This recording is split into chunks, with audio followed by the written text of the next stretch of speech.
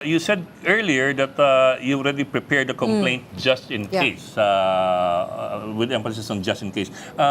Pero from your reading, mukha bang interesado yung pamilya to pursue a private complaint?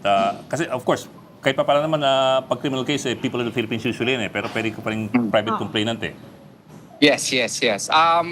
Of course, we are lawyers. We should be prepared for any eventuality. Ready kami kung isettle nila, kung yun ang desisyon nila. Ready din kami kung mag-file sila ng kaso. At ipinasa ko sa kanila yung first draft. Hindi ko pa nga na-review yun masyado. Yung first draft ng associates ko. Para lang magkaroon sila ng idea kung saan, kung ano yung theory namin. Pero sinabihan ko sila, ma'am, this is just a first draft. I have not fully reviewed it. Hindi ko pa yan naupuan. Trabaho po yan ng aking mga associates po. So kung mag-desisyon kayo na mag-file ng kaso, upuan ko yan at i-finalize natin at i-file natin. Ganun po.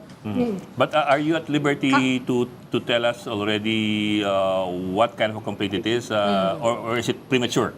If it's premature, it's fine. Any lawyers would understand that in situations like that, you have at least three choices, no? Either you go via culpa criminal, culpa aquiliana, or culpa contractual. So, yung mga possibilities na yon, meron na kaming mga drafts, but of course, we will still confer with the CIDG and perhaps compare notes and we can improve it, no? Pero at least meron ng idea yung family kung ano yung na-prepare namin para naman kung may makontribute sila, ano pa namin kung mag-decide sila na I-input. mag-file ng kaso. Attorney, kahit anong kalabasan ng police investigation, can we say at this point with certainty na maghahabol ng civil damages yung pamilya? That is a matter which only the family can decide.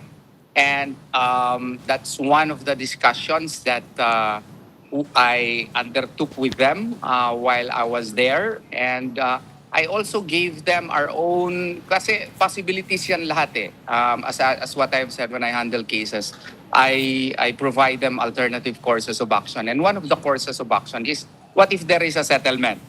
What would be the most reasonable amount that you would expect? So I provided them our computation, yung loss of earning capacity. Provide namin yun. Alam naman namin yung computation, paano yan ma-come up. So, meron na rin silang idea kung yung ino-offer ng Ateneo, makatarungan ba o hindi, o nakaka-insulto ba o hindi.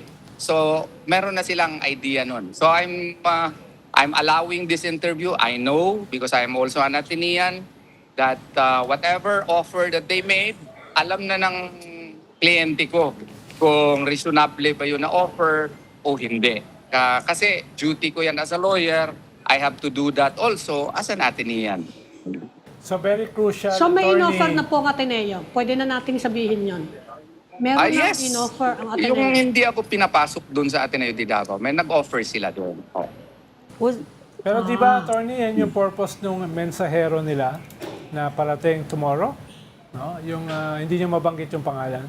Parang yan yung Sa negotiations. Sunday daw, sa Yeah. Sunday. Pero Diba? yun, mga ano na yun, kung baga, may mga dalang mga dokumento na siguro yun. Para pirmahan. Oo. So, oo. May mga documents naman na mga pinapadala, pero hindi tinanggap yun nung kasi may mga attempts doon sa wake na maglapit sa kanya, pero sinabihan ni ma'am na doon na lang sa sa after the burial.